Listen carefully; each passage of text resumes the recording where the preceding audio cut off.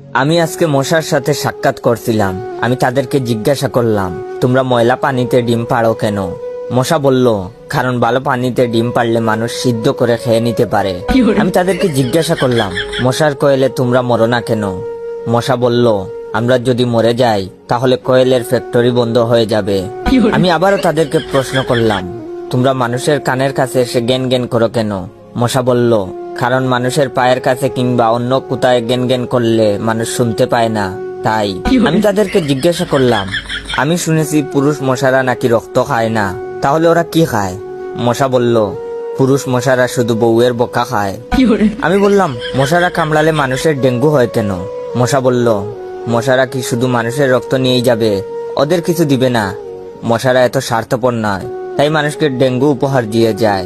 মশার সাথে সাক্ষাৎ করার পর আমি মশার উপর রিসার্চ করলাম।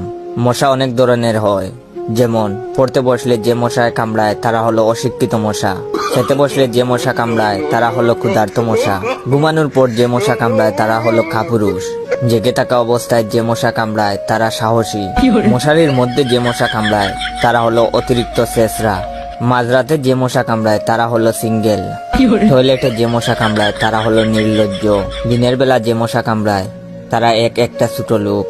আমার এই ভিডিওটা দেখার সময় আপনাদের যেই মশাগুলো কামড়াইতেছে ওইগুলো হলো প্রতিবাদী মশা।